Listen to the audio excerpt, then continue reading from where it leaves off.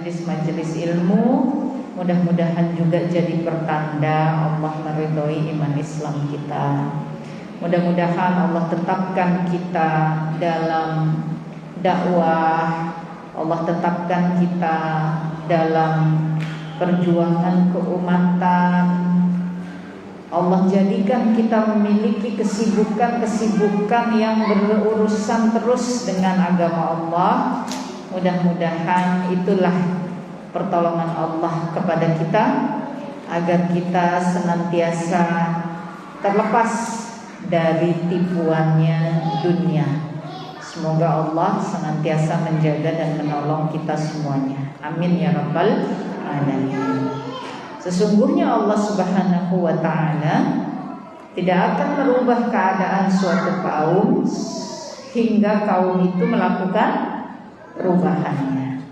Kalau kita melakukan perubahan, kalau kita menunjukkan menjadi lebih baik, lebih taat, kalau kita memperlihatkan ikhtiar, usaha, keseriusan, perjuangan, ketabahan, kesabaran, kalau kita terus menunjukkan kepada Allah bahwa lemah kita menguatkan diri, malas kita berusaha mengatasi,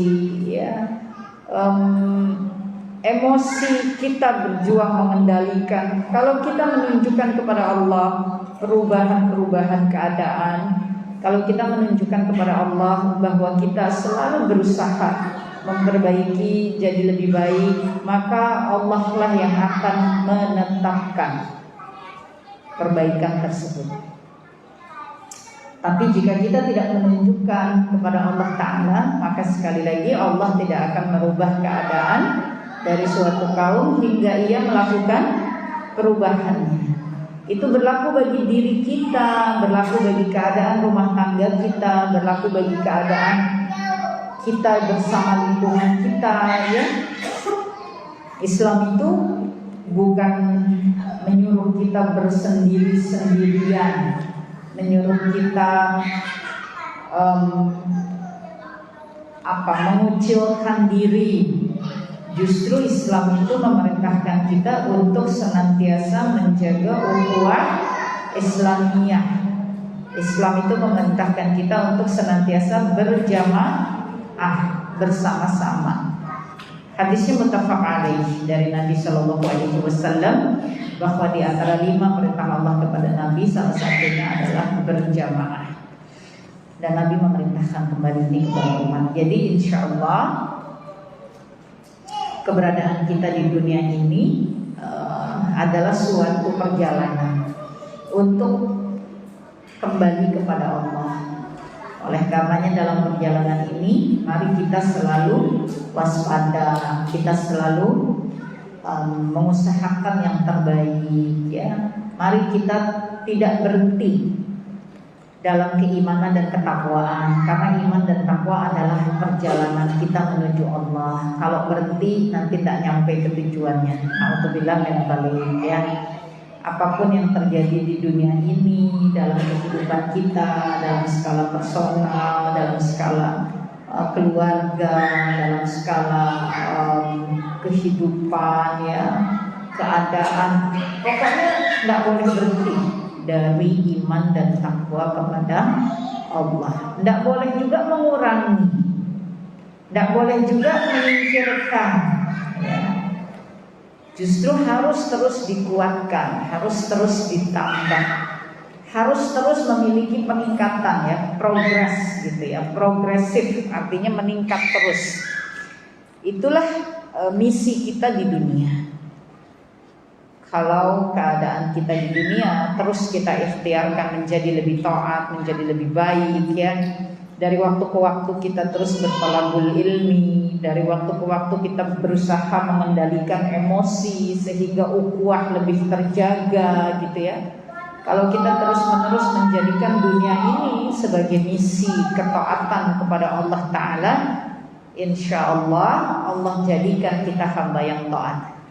Amin ya rabbal alamin. Dalam taat itu sudah meliputi segalanya.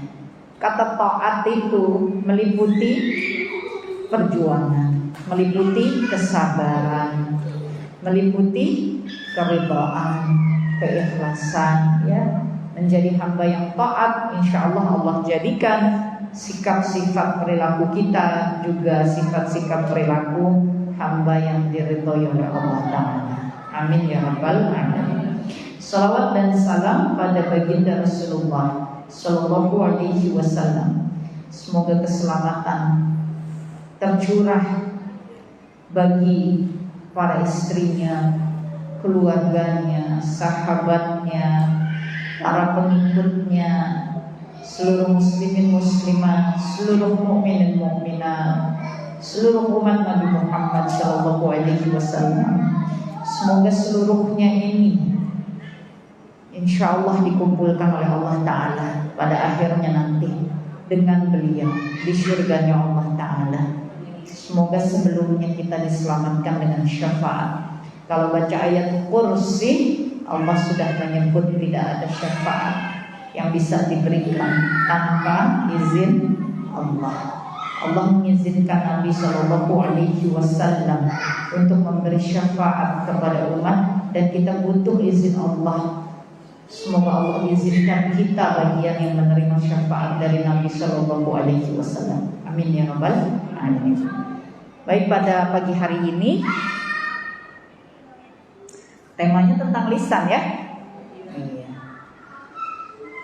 Alhamdulillah sekarang lisannya lagi tertutup semua. Secara fisiknya, ya. Iya. Sekarang kita bincang-bincang santai dulu nih.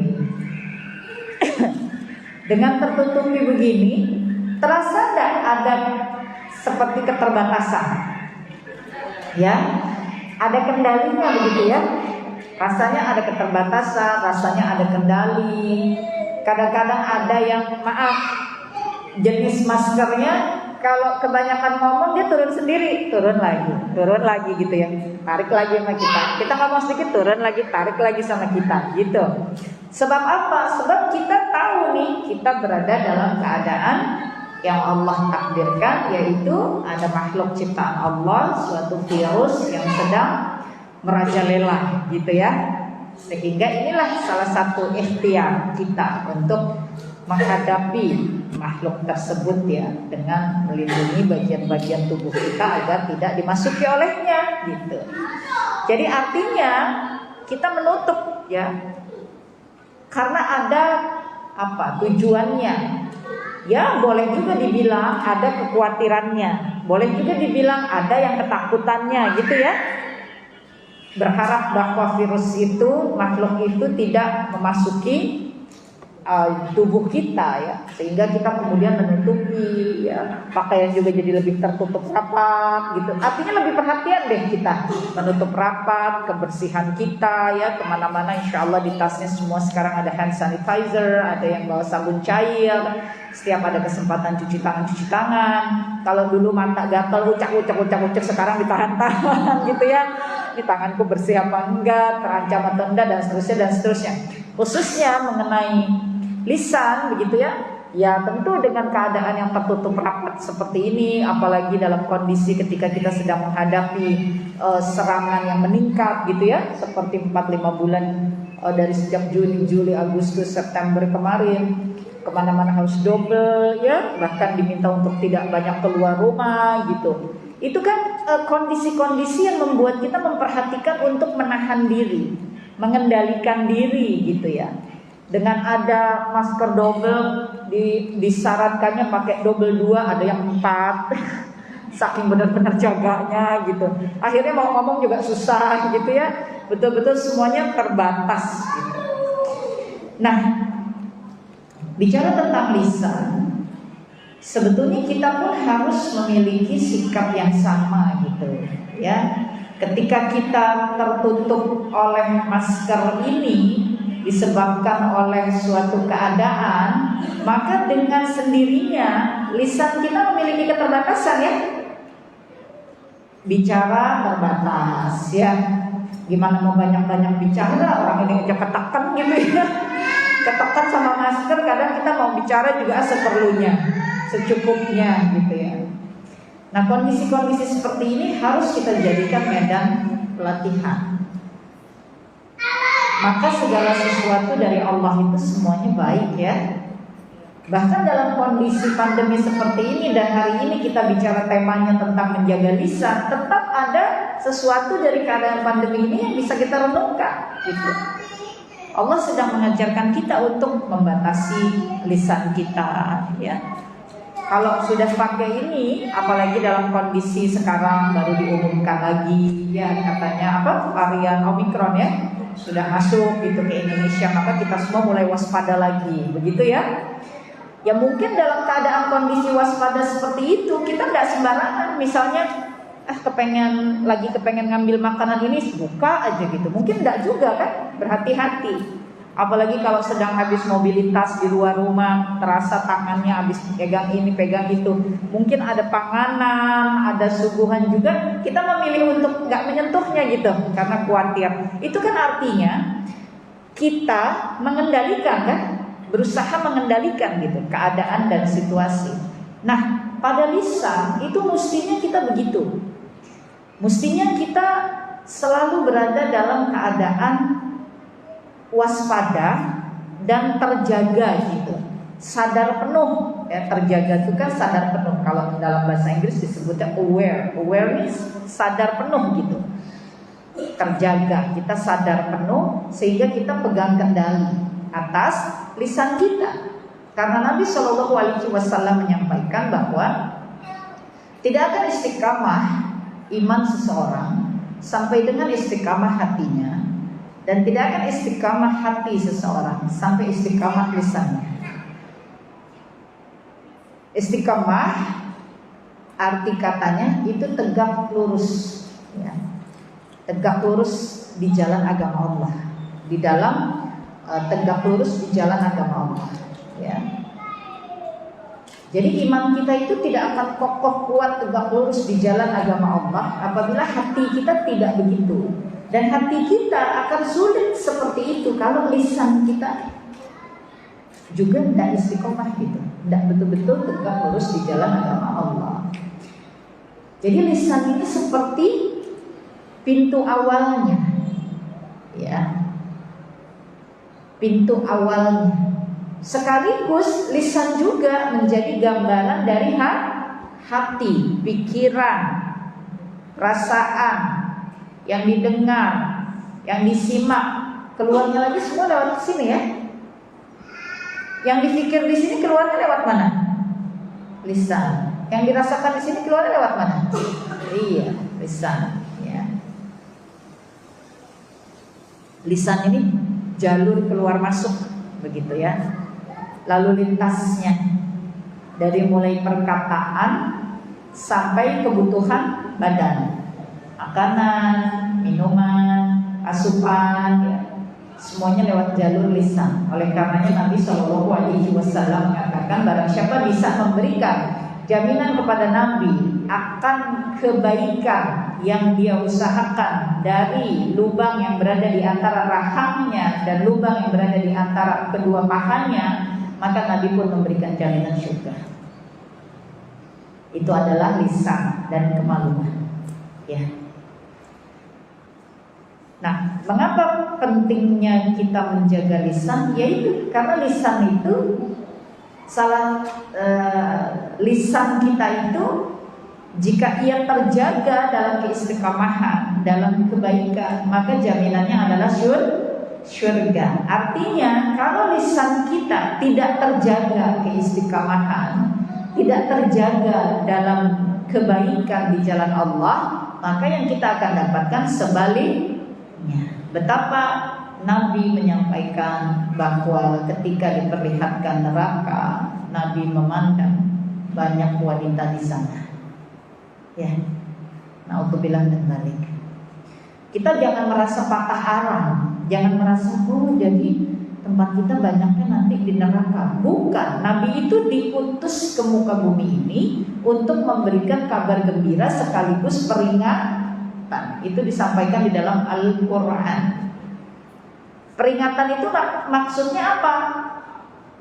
Gini ya, misalnya nanti keluar dari tol Kalau pas mau belok kanan ke arah kita ini, hati-hati ya teh. Di situ lagi ada perbaikan jalan. Itu kan peringatan ya. Nah, Bunda memberi peringatan itu kepada teteh maksudnya apa? Supaya hati-hati kan. Agar teteh apa? Selamat. Iya. Ya. Jadi peringatan yang Allah berikan dibawa oleh para nabi dan rasulnya, artinya agar kita apa? Selamat. Oleh karenanya Nabi Shallallahu Alaihi Wasallam menyampaikan bahwa diperlihatkan di neraka itu banyak jenis makhluk jenis makhluk manusia yang wanita gitu, yang perempuan. Makhluk yang bernama manusia yang berjenis perempuan. Sebagai apa? Sebagai peringatan agar kita tidak tercebur ke dalam neraka. Ya. Dan ketika Nabi menyampaikan mengenai wanita, dalam hadisnya beliau pun menyampaikan bahwa di antara yang menyebabkan bisa jatuh ke neraka yaitu tadi lubang yang ada di antara rahang kita, yaitu di lisan. Ya. Oleh karenanya bicara tema tentang lisan itu bagian dari pelajaran di dalam Islam yang sangat penting, substansial. Ya. Harus menjadi semangat bagi kita untuk betul-betul dari waktu ke waktu, dari masa ke masa, dalam umur kita, dalam hidup kita itu berikhtiar untuk memperbaiki lisan.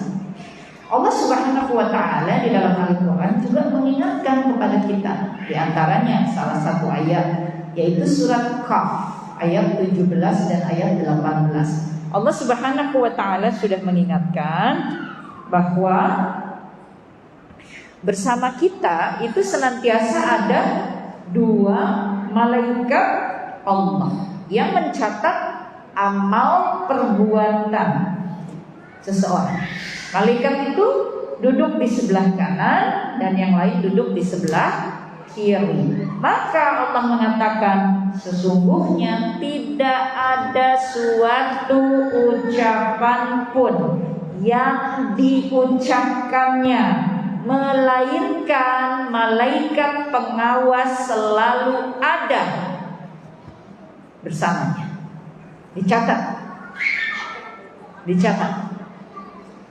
Perut kita sakit, lalu kita mengadu, aduh sakit deh perut, aduh sakit banget perut ini, aduh sakit deh. Memang sakit kan perutnya, tapi itu dicatat.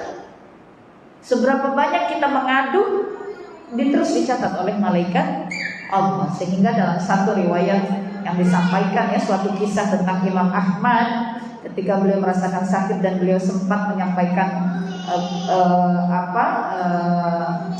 ungkapan ya atas rasa sakitnya, dan kemudian teringat tentang apa yang Allah sampaikan bahwa malaikat itu selalu mencatat, maka seketika diam.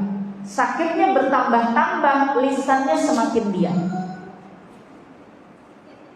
Nah, ini perbaikan ya, ini perbaikan. Nah, kalau kita ngobrol nih, kalau kita ngobrolin sehari-hari gitu, dengan contoh yang barusan ya, dengan contoh yang barusan Teteh sampaikan, yaitu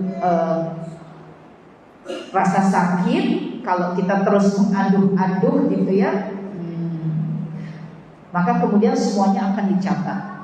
Sehingga ketika sakit itu semakin terasa, maka lisan semakin diam. Saat contoh ini Teteh ungkapkan, mungkin ada jamaah yang merasa aduh berat banget ya.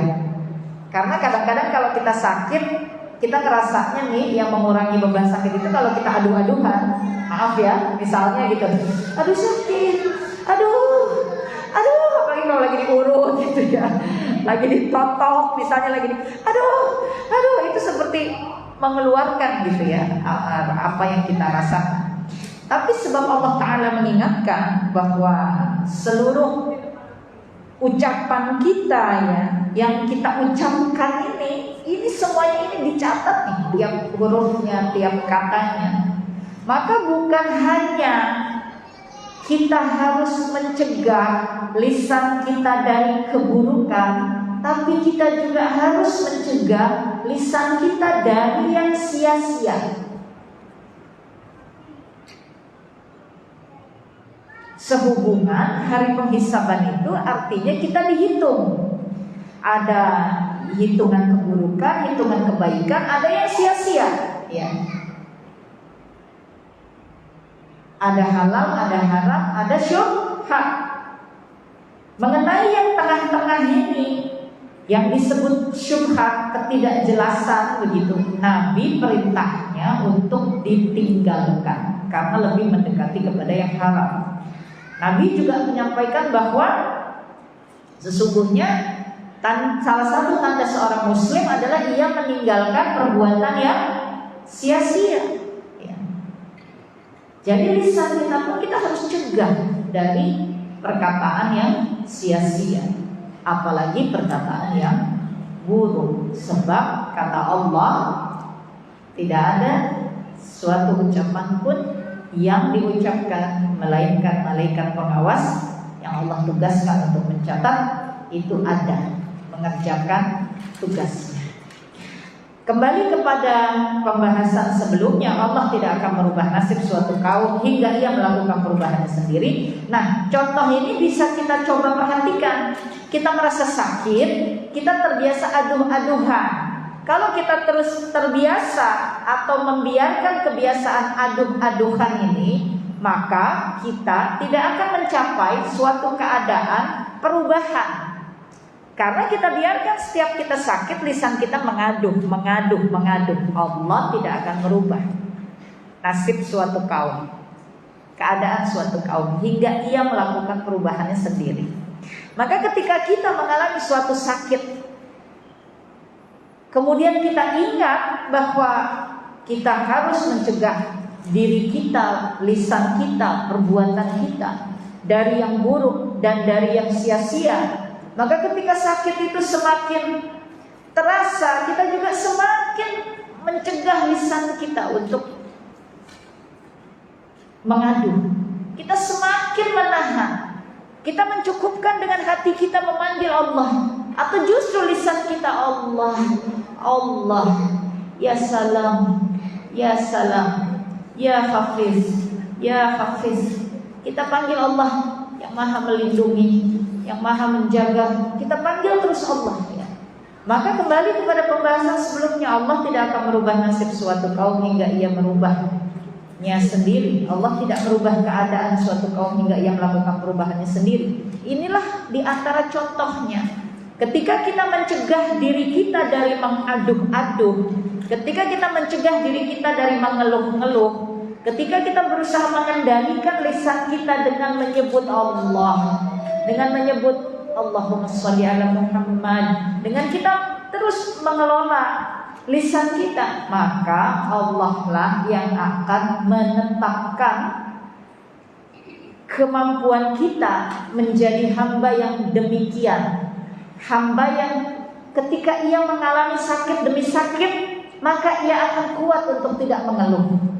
Ketika ia mengalami sakit demi sakit, maka ia akan kuat untuk tidak menyampaikan yang sia-sia. Itu Allah yang akan menetapkan diri kita menjadi manusia yang demikian, kalau kitanya senantiasa berusaha. Tapi kalau kita semisal dalam keadaan sakit aduh, dalam keadaan sakit ampun, dalam keadaan sakit itu kenapa sih aku dikasih sakit kayak begini ya Allah, gitu ya. Kalau kita terus membiarkan diri kita seperti itu, maka Allah tidak akan merubah keadaan kita. Keadaan itu keadaan sakitnya, sifat kitanya, lisan kitanya, hati kitanya. Ketika lisan ini aduh, kok gini, kok sakit amat, kapan sembuhnya, kok dikasih kayak begini, coba teteh tanya. Ketika lisan terus begitu, hati makin berat gak? Berat hati, berat sekali. Kita jangan kira ini tidak nyambung. Ini nyambung semuanya, orang adanya satu tubuh kok. Ya, kan satu tubuh. Sama rumah kita, hatta luasnya seperti apa? Punya rumah 1000 meter, punya rumah 3000 meter. Ya kalau itu satu area, oh rumahnya teteh nomor 11. Pas datang, wih, gede banget sih tanahnya, berapa ribu meter nih. Ya tapi kan nomor 11 kan, berarti kan itu masih dalam satu area. Jadi semuanya masih nyambung. Kalau masuk ke dalam rumah, tiba-tiba di bagian pojok sebelah kanan teras ada atap yang bolong.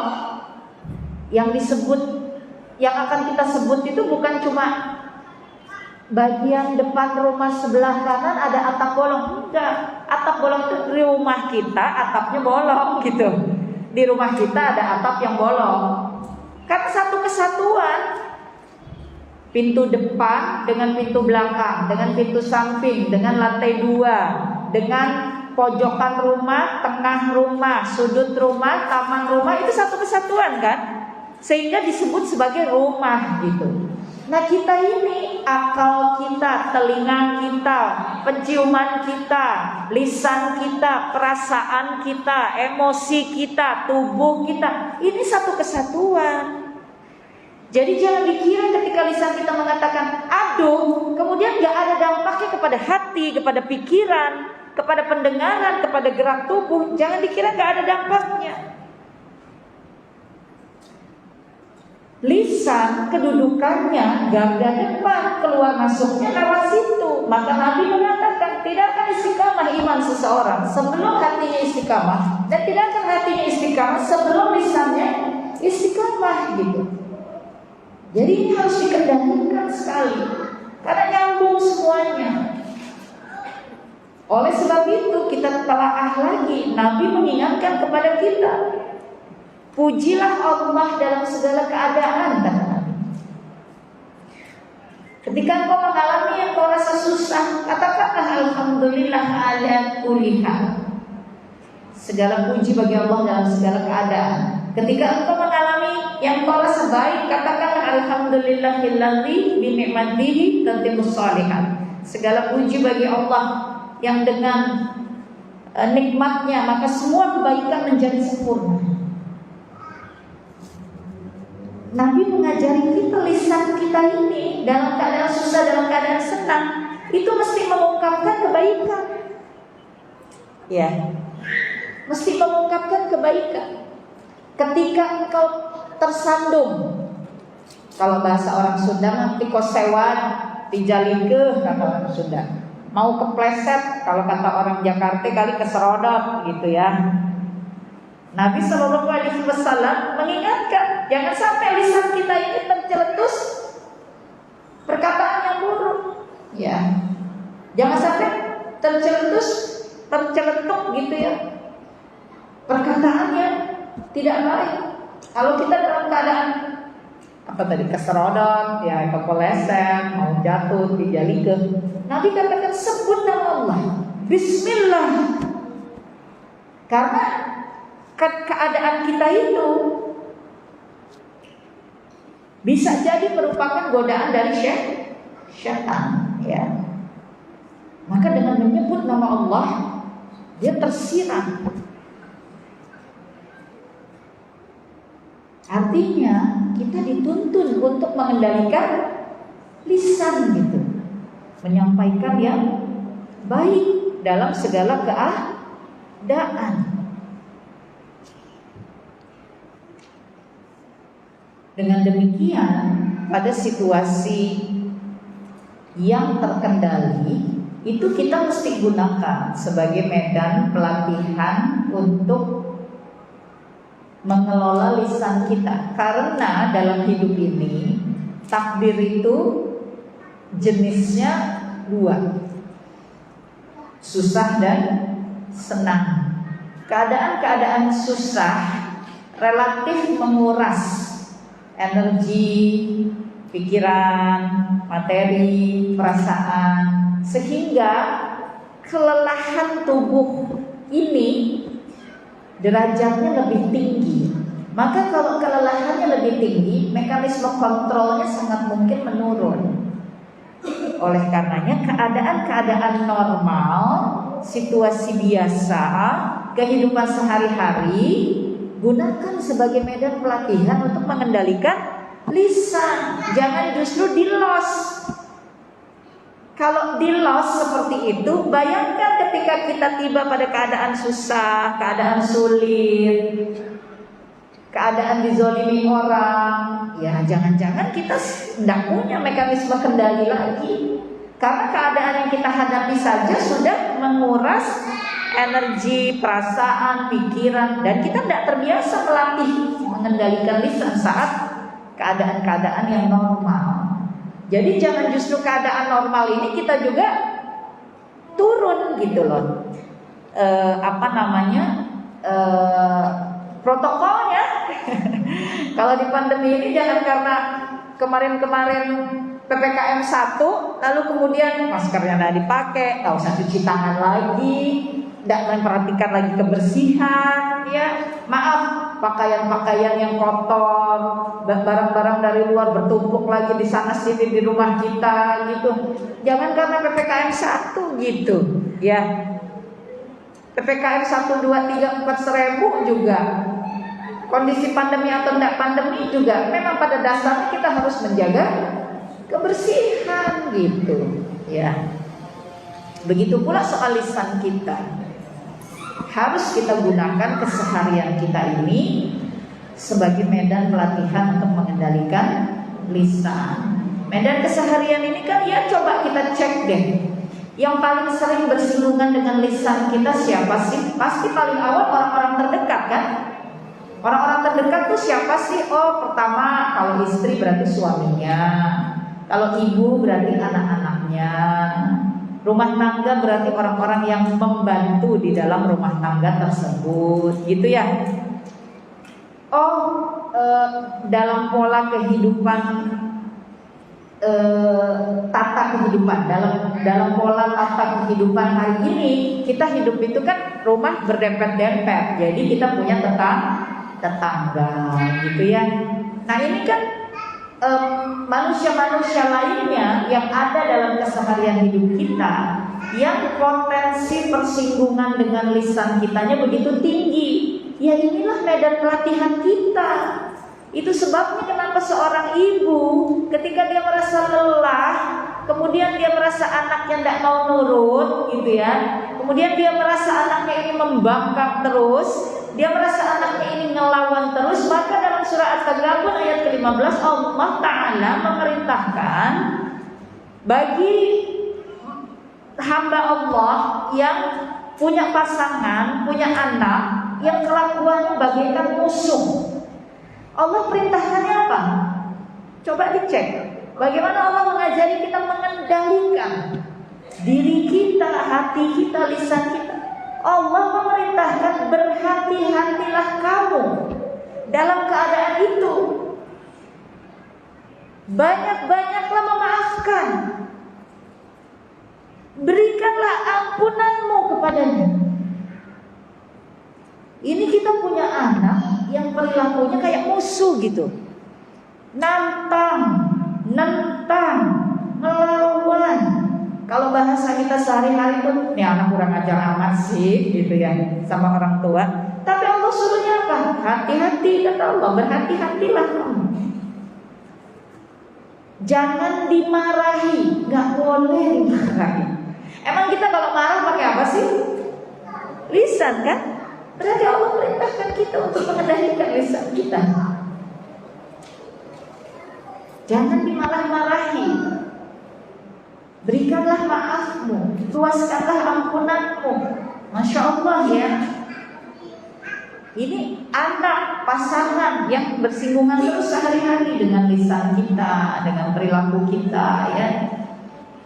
Allah perintahkan kita untuk berlatih terus mengendalikan emosi, lisan ya. Jadi perintah-perintah Allah di dalam Al-Quran ini jelas ya. Mungkin ketika kita membaca ayatnya, kemudian kita membaca terjemahannya, mungkin bukan disebut keluarkan perkataan yang baik ya.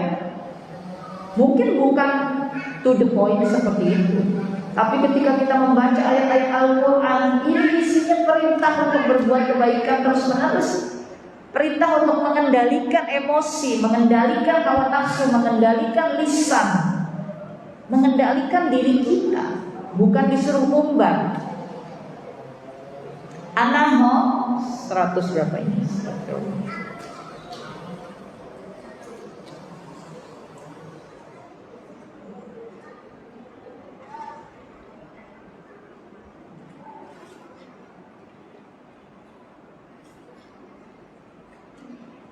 126.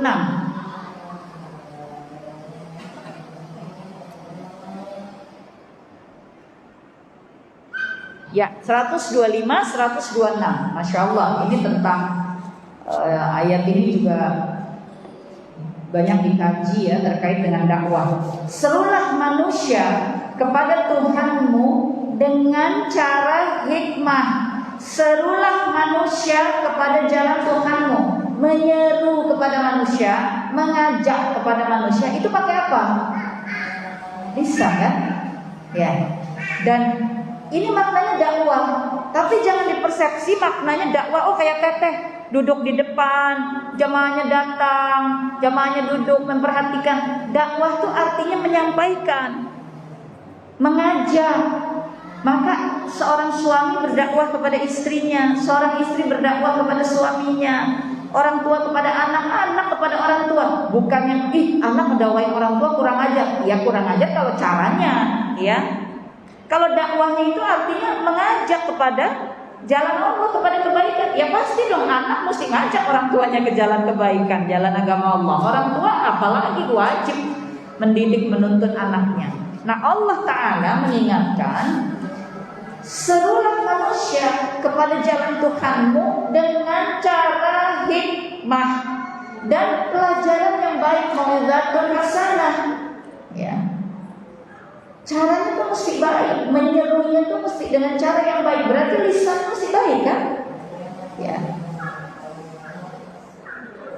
Dan apabila terjadi suatu keadaan yang menimbulkan perdebatan, ya, yang kita harus menyampaikan kebenaran agama Allah, kan suka gitu, jamaah suka tanya, teh gimana ya teh, kakakku gitu, atau suamiku atau orang tuaku gitu, masih begini, gimana ya cara ngasih taunya supaya mereka itu nggak tersinggung? Ya ini Allah udah bilang, ya, sampaikan dengan hikmah.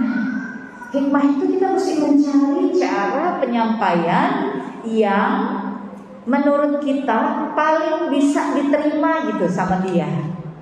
Ya memang harus kita cari cara yang hikmah gitu. Bukan ya udah yang penting, kamu kelakuannya gitu amat, nggak pernah baca Quran kamu, ntar masuk neraka loh. Suka nggak sih orang dibilangin begitu? Ya. Kemudian kita bilang misalnya, aku tuh ya kalau ngaji udah dikasih tahu sama ustazahku gitu. Yang kayak kamu ini jenisnya dosa nih. Yang kayak kamu ini jenisnya salah. Pokoknya di hadapan Allah tuh Allah nggak suka sama yang kayak kamu ini. Suka nggak orang dibilangin gitu? Itu kan nggak hikmah, ya. Nah yang menyeru, yang bicara, yang mengucap itu apa? Lisan kan? Maka Allah katakan dengan cara hikmah. Tapi teh orangnya itu ya kayaknya bebel. Orangnya itu tukang membantah, tukang mendebat, tukang ngelawan. Allah sebutkan di sini, serulah manusia kepada jalan Tuhanmu dengan cara hikmah dan pelajaran yang baik. Dan kalau mesti membantah, mesti berdebat, Allah memerintahkan bantahlah mereka juga dengan cara yang baik. Dengan cara yang baik diperintahkan.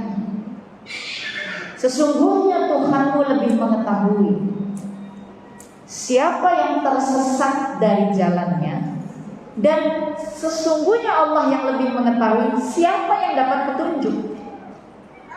Jadi kita tidak bisa bilang gini, soalnya ya teh, kalau nggak pakai cara keras kayak begitu, nih orang nggak bakal berubah, nih orang bakal kurang ajar terus. Nggak bisa kita bilang begitu. Hanya Allah yang maha tahu Siapa yang dapat petunjuk, siapa yang sesat. Gak bisa kita yang bilang kalau dia gak dibegitukan, dia tuh nanti jalannya jadi salah melulu. Nanti dia tuh, barangkali kita yang begitu itu yang tersesat karena kita nyampaikan dengan cara begitu. Wallahu a'lam, Allah yang maha tahu. Yang penting Allah perintahkan kepada kita menyeru, mengajak, bicara kepada orang tentang kebaikan. Ya caranya juga mesti baik, ya. Caranya juga mesti baik, ya, mesti hikmah, begitu ya. Selanjutnya pada ayat ke-126 yang Allah Ta'ala menyampaikan, kalau kita mendapatkan kezaliman, balas. Allah mengatakan kalau kamu mau memberikan balasan, balaslah dengan balasan yang sama dengan siksaan atau kepedihan atau kesulitan yang ditimpakan kepadamu. Tapi Allah katakan, akan tetapi jika kamu memilih untuk bersabar, sesungguhnya itulah yang lebih baik bagi orang-orang yang sabar. Jadi ketika kita dizalimi gitu ya, ketika kita mengalami keburukan, kesulitan, kesusahan, kejahatan, kalau kita mau membalas, ini kita diberi haknya nih. Balas setimpal, sama persis seperti siksaan yang ditimpakan kepada kita. Nggak boleh lebih, nggak boleh kurang loh, harus sama kadarnya. Tapi kemudian Allah katakan, yang lebih baik adalah kalau kita bersabar. Orang nih misalnya mencaci maki kita dengan sembrono, kemudian kita ingat, kan kita boleh balas, lalu kita balas caci maki lagi dengan sembrono juga. Akhirnya sembrono sama sembrono makin ribut apa enggak dong? Makin ribut. Maka kata Allah, lebih baik, yang lebih baik di hadapan Allah itu kalau bersabar. Tahan dulu, tahan. Nah, kita coba lihat ya Ali Imran. Ya, Allah menyampaikan pada surah Ali Imran ayat ke-120. Allah menyampaikan tentang orang-orang ya di luar kita nih ya, orang-orang di luar kita yang kalau kamu mendapatkan kebaikan, niscaya mereka bersedih hati. Jadi kita dapat kebaikan, keberuntungan, kita lagi berhasil, lagi sukses. Ada orang-orang yang nggak senang kan, nggak suka. Mereka bersedih hati, berkecil hati, ada iri misalnya, ada hasad ya, hasad, dengki. Pokoknya jika kamu memperoleh kebaikan, maka mereka itu bersedih hati. Tapi kalau kamu dapat bencana, dapat musibah, maka mereka bergembira karenanya. Lalu apa perintah Allah? Apakah kita disuruh marah-marah, ngomel gitu ya? Apakah kita disuruh mencaci maki orang yang begitu? Enggak. Apa kata Allah? Jika kamu bersabar dan bertakwa, niscaya tipu daya perbuatan mereka kepadamu sedikit pun tidak akan menimbulkan mudarat bagimu. Sesungguhnya Allah mengetahui segala apa yang mereka kerjakan. Nah, kita dalam hidup ini, maaf, abis deh. Gimana saya nggak kesel? Gimana saya nggak sampai kelepasan ngomongin dia? Dianya aja ke saya begitu. Nah kan, lupa nih, bubar kita pemberitahuan Allah kepada kita. Saya aja diomongin, di belakang saya dia suka ngomongin yang jelek-jelek. Dia senang banget deh kayaknya ngejelekin saya. Padahal Allah udah kasih tahu loh sama kita. Ada orang-orang yang kalau kita susah, kalau kita senang, dia susah, nggak senang dia lihat kita senang. Kalau kita susah, dia senang. Ini kan bagian dari peristiwa yang tadi kita contohkan ya. orang ngomongin kita, orang suami kita usahanya alhamdulillah dengan izin Allah maju, maka dia bisa beli kendaraan. Kita kelihatan nih punya kendaraan baru. Nah ini Allah mencontohkan ada orang yang kalau kita senang dia nggak suka kan? Jika kamu mendapatkan kebaikan maka dia bersedih, dia nggak suka. Kalau kamu dapat musibah dia gembira. Nah kemudian ini mulai deh tetangga kita ngomongin, ih dari mana tuh uang, gitu ya? Itu pasti dari suaminya. Itu mah kok kali kok nih, masa usaha baru setahun 2 tahun udah bisa beli mobil kayak begitu, gitu kan ya. Nah kemudian kita dengar, karena kita dengar kalau kawan kita itu membicarakan kita seperti itu, maka kita bilang, ih emang dasar ya punya tetangga kepo, mulutnya nggak bisa dijaga, tuh orang sekolahnya di mana sih? Nggak makan waktu sekolahan kali, kepancing juga kan kita, pancing kita, ya. Padahal Allah Ta'ala sudah mengingatkan, bersabarlah dan bertakwalah kepada Allah. Maka sesungguhnya orang-orang yang demikian, dia tidak akan bisa, ini jaminan Allah, tidak akan bisa mendatangkan kemudaratan sekecil apapun kepada kita, asalkan kita menghadapi keadaan-keadaan yang demikian dengan bersabar dan bertakwa. Sabar itu artinya tahan. Tahan. Ini juga ditahan. Ya, tahan. Nah, inilah tentang lisan. Nah, pada wanita ya, pada wanita. Karena wanita itu punya konstruksi hormonal kan berbeda dengan laki-laki. Mengapa? Sebab ia punya proses reproduksi setiap bulan. Sehingga kerja hormonnya berbeda. Wanita itu Allah sudah pilih rahim, itu kan pada wanita kan? Rahim Allah tempatkan pada wanita, sehingga muncullah perintah silaturahim, ya, menjaga hubungan kekerabatan. Jadi kalau silaturahim itu artinya menjaga hubungan kekerabatan dengan yang kerabat, dengan yang masih ada hubungan saudara, keluarga. Barang siapa menyambung silaturahim, maka Allah panjangkan umurnya, ya. Allah luaskan rezekinya. Maka sama saudara, keluarga, kerabat yang masih ada ikatan nasab, ikatan darah, itu kita mesti berbaik-baik. Di situ jalan rezeki kita. Di situ jalan umur kita. Kalau yang nggak ada hubungan nasab, nggak ada hubungan darah, itu ukhuwah Islamnya, ya. Nah, rahim itu dari kata rahim, karena Allah simpan perkembangbiakan manusia di rahimnya perempuan.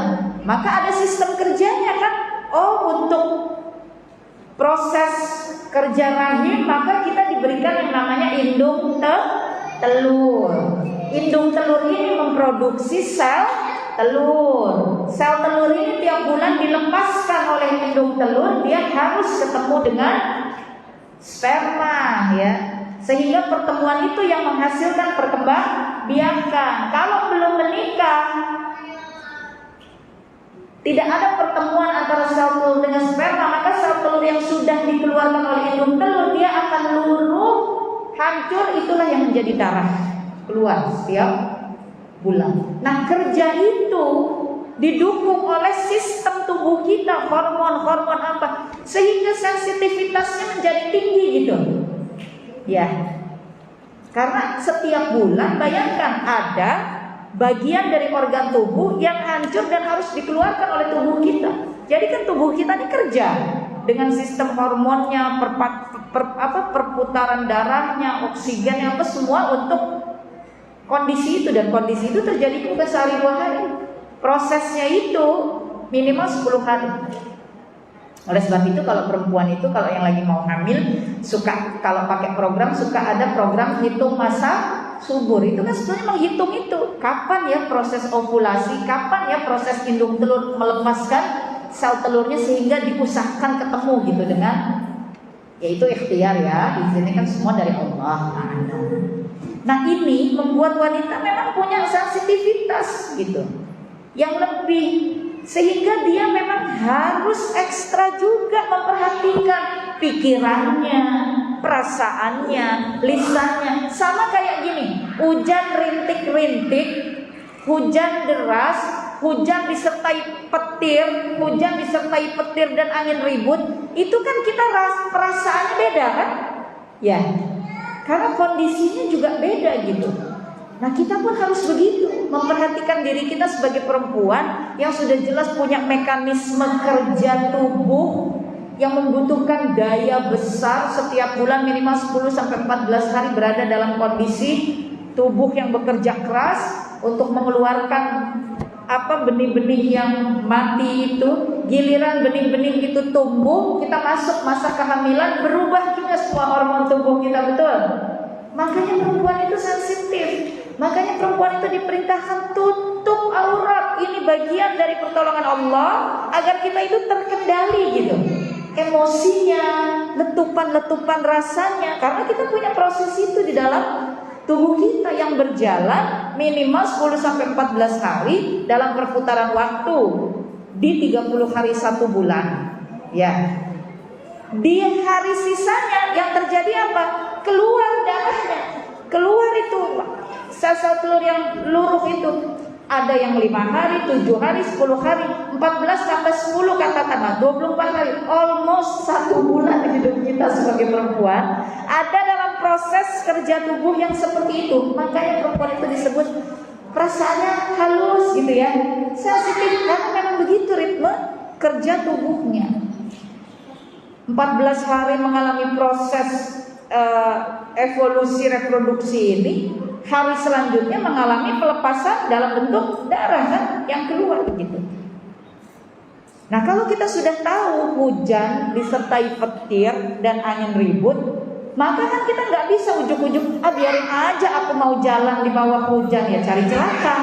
Kalau kita sudah tahu bahwa kita diciptakan sebagai makhluk yang memiliki sensitivitas, maka kita harus punya sistem kendali kepada diri kita. Nah, sistem kendalinya apa? Kalau zikrullah-nya tidak jalan, kalau sholatnya tidak pernah berusaha khusyuk, kalau baca Qur'annya nanti entar atau bacanya berbet cepet-cepet aja, kalau tidak datang kajian-kajian ilmu sehingga nggak refresh terus tentang tuntunan-tuntunan dari Allah dan Rasulnya, ya bagaimana kita punya mekanisme kendali?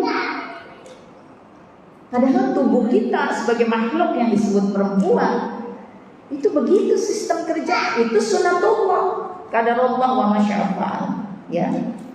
Bahkan ya aku belum pernah merasakan hamil, melahirkan misalnya begitu. Ya sampai nanti tak berakhir ya proses kerja tubuhnya itu, kalau wanita kan disebutnya menopause ya.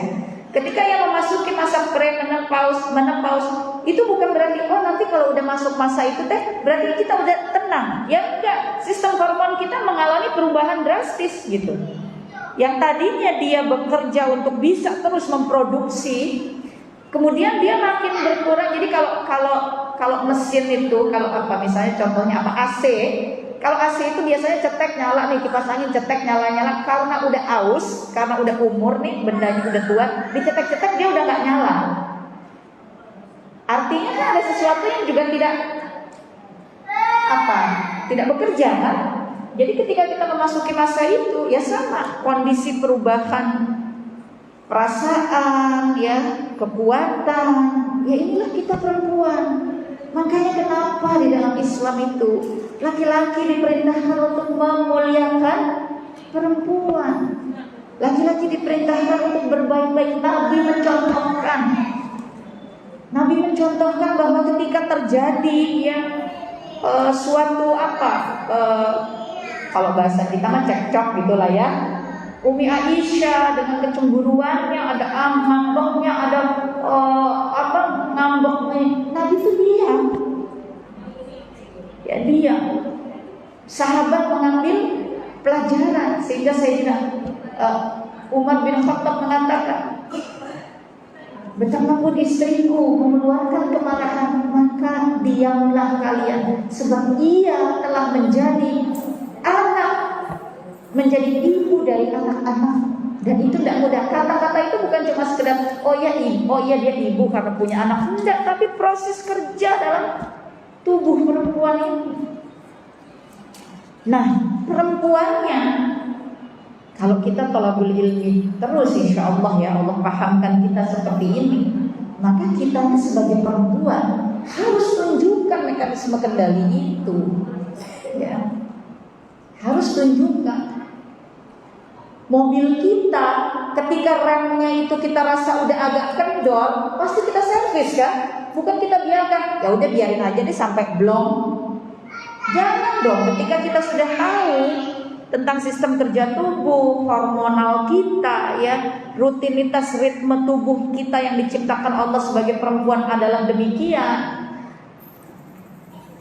Begitu akil balik, kalau perempuan masuk akil balik ditandai dengan menstruasinya tersebut, dari titik itu kan sudah tumbuhlah dia sebagai perempuan yang punya sensitivitas, ya perasa gitu ya, dengan sistem kerja tubuhnya. Ketika kemudian sel telurnya terbuahi, dia masuk masa hamil, maka terjadilah sebuah perubahan besar karena ada manusia lain di dalam tubuhnya. Organ-organ tubuhnya yang tadinya kosong ketekan gitu kan ya. Sistem pernafasannya mesti terjaga karena ada makhluk lain di dalam tubuhnya. Makanan yang dikonsumsi kemudian ikut dimakan oleh makhluk baru yang ada di dalam tubuhnya. Maka sistem hormonnya berubah. Sistem hormon berubah itu berpengaruh lagi kepada seluruh kerja rasa, emosi dan seterusnya. Nah, kita kalau paham ini, maka kita jadi paham kenapa Nabi mengingatkan terus tentang jaga lisan, jaga lisan, jaga lisan. Karena kalau kita tidak memahamkan diri kita tentang keadaan kita sendiri, ya kita tidak punya kesadaran untuk melakukan mekanisme kendali gitu. Lisan ini harus kita yang kendalikan. Kalau tidak, ya perjalanan tubuh kita yang seperti ini akan membuat kita sering merasa maklum. Maklum dengan apa? Dengan diri kita sendiri terhadap keburukan-keburukan. Kita marah, ya namanya juga lagi mau datang bulan emang kayak begini. Nah, kan kita jadi maklum sendiri. Bukan mau datang bulan terus kita maklum dan orang suruh maklum kalau kita ngamuk, kalau kita marah-marah, kalau kita, ya buat apa Allah kasih kita akal? Buat apa Allah kasih kita petunjuk Al-Quran? Diperintahkan untuk jaga lisan kita, kendalikan, ya, tahan amarah. Diperintahkan kita mengucapkan yang baik, bahkan prasangka, masya Allah. Ingat, Nabi sampaikan apa kepada kita? Sesungguhnya Allah sesuai prasangka hambanya. Maka kepada Allah ini tidak ada prasangka apapun kecuali prasangka baik, husnudzan. Sudah selesai sampai di situ. Maka ketika kita mengalami apapun dalam hidup, sudah kita yang harus mengendalikan. Gak boleh kita pikir Allah kok gini amat. Nah kan Allah sesuai prasangka hamba-hambanya. Nggak boleh lagi kita bilang tega banget Allah sama aku. Nah, kan kacau deh sudah. Allah sesuai prasangka hamba-hambanya. Kalau kita berprasangka Allah nggak adil, ya untuk apa Allah adil sama kita? Allah, kita saja berprasangka begitu kepada Allah, padahal Allah sudah menunjukkan 99 namanya, yang artinya itu adalah sifatnya, yang artinya itu adalah perbuatannya, Asmaul Husna, salah satunya yang adil. Allah maha adil. Tapi kita bilang Allah kok gak adil banget sama aku. Ya terus ngapain Allah adil?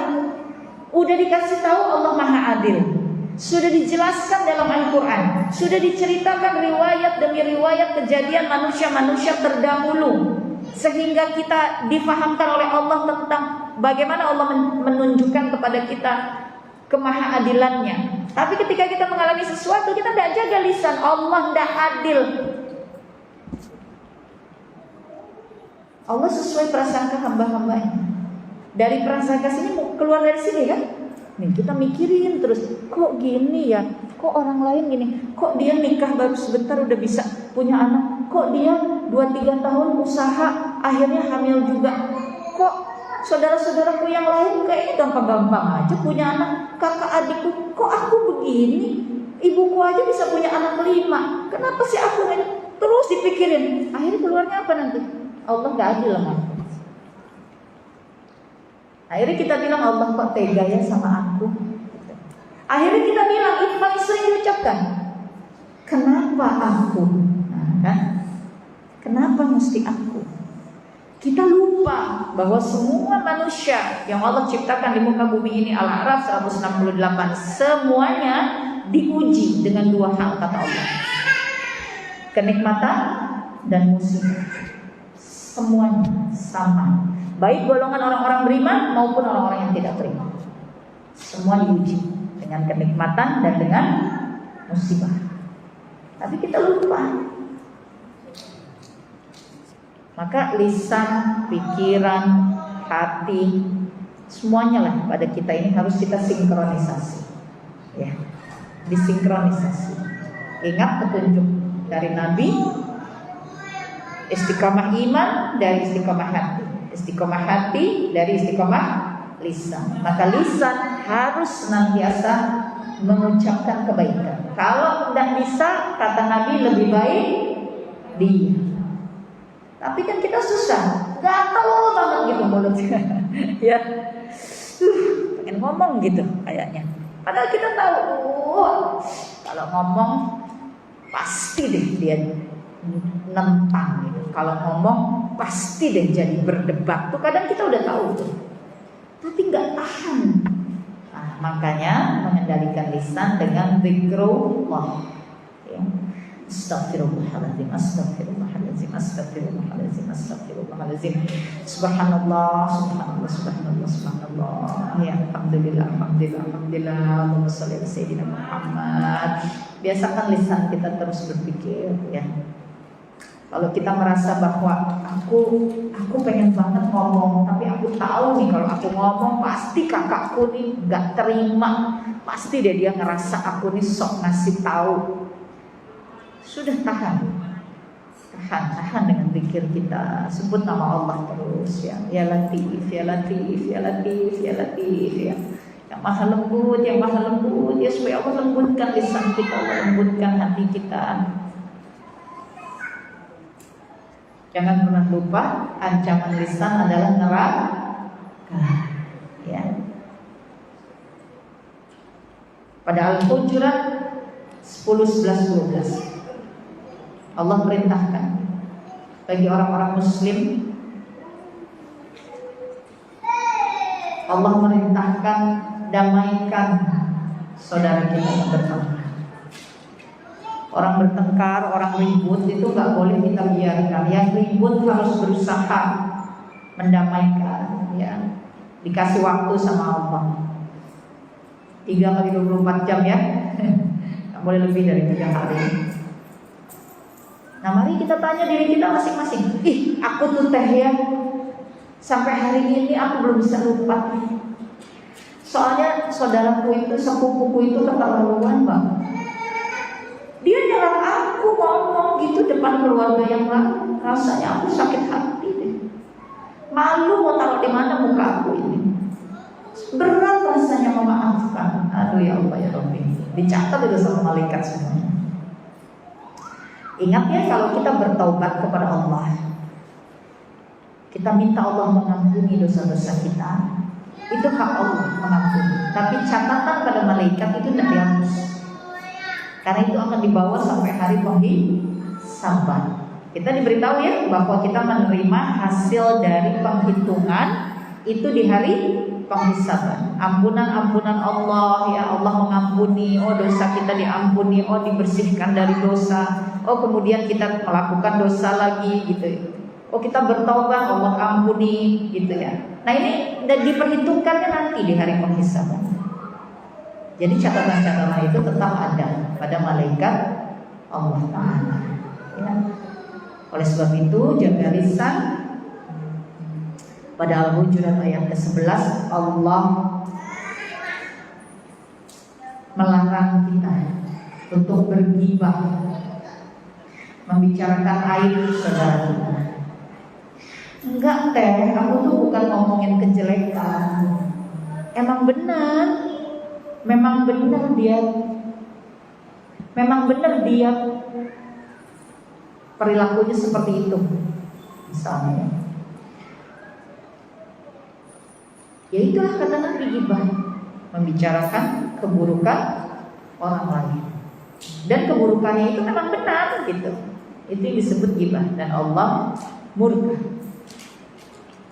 Nah, membicarakan, ya, kata membicarakan itu berarti pakai lisan kan? Iya. Dan Allah murka. Allah katakan bagaikan engkau makan bangkai saudara. Jadi pagi ini udah ada yang makan bangkai belum?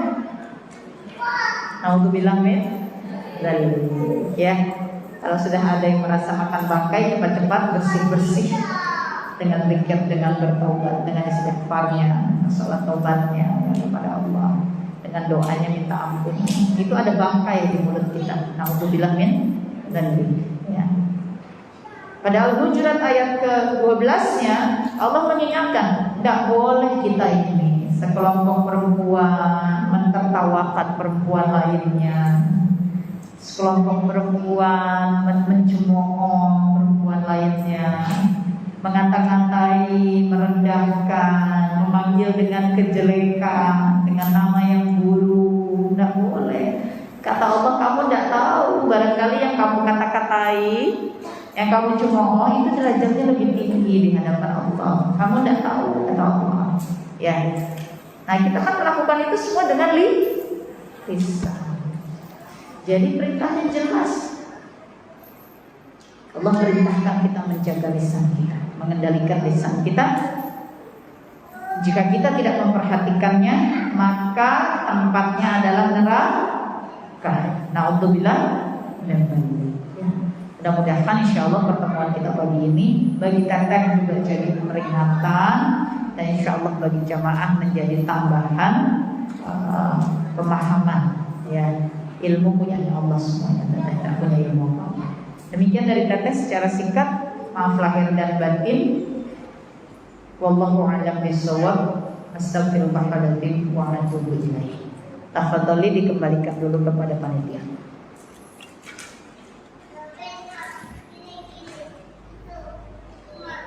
Tanya jawab atau? Boleh. Silakan, boleh.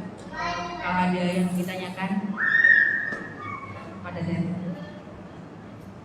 ada yang ingin ditanyakan?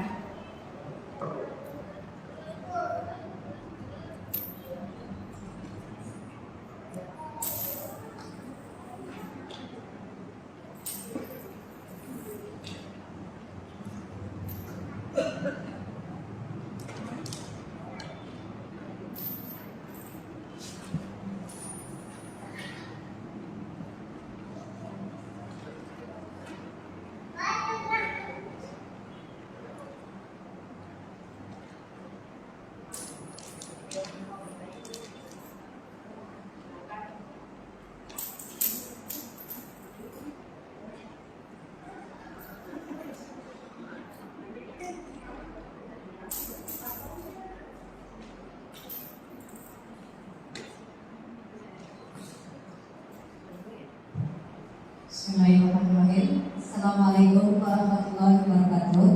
Waalaikumsalam. Ini maaf, bukan menjalimin tetangga ya.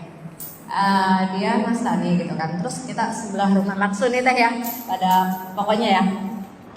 Jadi tetangga gitu berhadapan dengan saya. Ada sebelah membangun rumah. Terus kayak dia tuh sudah memantaukan jangan sampai pasirnya atau batunya atau semennya jatuh ke halamannya dia, itu pun di luar pagar gitu ya. Terus sampai cekcok beradu mulut gitu kan, dipisahin kayak gitu. Terus itu gimana sih teh caranya gitu mengatasinya, untuk memberikan solusi kepada si nenek-nenek itu, bilang ya jangan gitu atau gimana, kok kita diam aja atau gimana ya? Itu gimana teh? Terima kasih Pak. Teh solusinya. Assalamualaikum warahmatullahi wabarakatuh. Warahmatullahi wabarakatuh. Yang bangun rumah siapa? Tetangga saya depan rumah, orang yang biasa yang saya kenal. Terus nenek-nenek itu nggak mau kalau pasirnya apanya masuk ke halaman dia gitu. Iya, nggak terima. Itu pun kan di luar pagar, Jadi halaman untuk jalan momen umum gitu. Tapi itu di depan rumah dia, tanahnya dia bukan. Jalan umum kita kan di komplek itu jalan umum gitu. Ya, baik. Ya, bismillahirrahmanirrahim. Kasih teh. Ada dua hal ya. Yang pertama, kalau memang dia tidak menginginkan kekotoran lah ya istilahnya ya bahasa kita, dia nggak kepingin misalnya bagian dari rumah dia mengalami kotor akibat dari suatu pembangunan yang dilakukan oleh tetangganya, maka apabila properti itu memang di dalam wilayah kepemilikannya, ya dia berhak untuk menyampaikan itu, gitu ya, dia berhak untuk menyampaikan itu. Tetapi kemudian di dalam Islam ya kita kan diajari tentang bertenggang rasa, gitu ya. Katakanlah misalnya kita punya suatu properti ya, rumah kita gitu, kemudian di kanan atau kiri tetangga kita sedang membangun, ya otomatis pasti debunya, kotorannya apa yang nggak bisa dihindarkan dong, pasti kan terbang-terbang juga ke rumah kita. Nah pertama, memang kita punya hak karena itu kan properti kita ya, kita punya hak untuk menyampaikan, Bu, Pak, minta tolong ya dalam pembangunan ini juga dijaga, diusahakan supaya kotorannya, sampahnya dan seterusnya itu jangan sampai jatuh gitu ya ke tempat tinggal saya.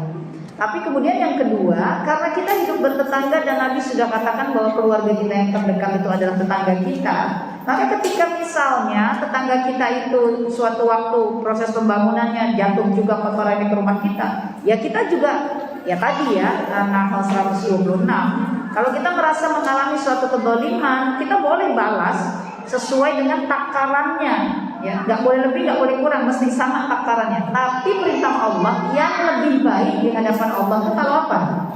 Kalau sabar gitu, ya. Dan orang-orang yang bersabar, kemudian dia bertakwa kepada Allah, tadi kan Allah jamin kemudaratan itu nggak akan bisa gitu masuk kepadanya, gitu ya. Jadi kalau sampai ada peristiwa begini dan kemudian kita merasa, ih gimana sih nih tetangga udah diomongin juga, kita kan nggak mau kalau kotoran-kotoran yang apa jatuh ke kita. Nah kemudian sekali-kali atau suatu waktu gitu ya, itu terjadi, ya kita sebagai keluarganya, karena tetangga itu keluarga terdekat, ya kita juga nggak boleh bersikap tahu-tahu maaf ngamuk gitu ya, marah dan menganggap ini orang nggak tahu diri banget udah dikasih tahu, padahal itu terjadinya sewaktu-waktu gitu, sesekali. Tetap dalam Islam ini tadi menyerulah engkau kepada jalan Tuhanmu dengan cara hikmah dan mau'izatun hasanah, dan bantahlah dengan cara yang baik. Gak boleh kita membantah, kita berdebat gitu ya dengan cara yang buruk gitu, yang ya kayak tadi misalnya itu sampai maaf kan tadi ceritanya sampai ribut mulut gitu ya, sampai jadi berantem gitu ya. Astagfirullahaladzim. Itu yang pertama. Nah yang kedua, kalau tadi disebut ya tapi teh itu orangnya tuh apa sih, lebay gitu ya, lebay. Karena sebetulnya yang dia tunjuk itu bukan bagian rumahnya, itu jalan umum tapi letaknya di depan rumah dia. Dan dia nggak mau juga kalau di area depan jalan depan rumahnya dia itu, padahal tanahnya bukan tanah dia, hanya memang di depan rumah dia gitu. Dia nggak mau juga kalau itu kotor, nggak mau juga itu misalnya ada kotoran, ada sampah, ada apa dari si pembangunan itu. Ini sebetulnya ya ketika hal ini disampaikan, pembahasannya tetap dua. Di dalam Islam, semua pelaku itu dicatat oleh malaikat dan semua pelaku dihisab. Jadi yang membangun itu mesti tahu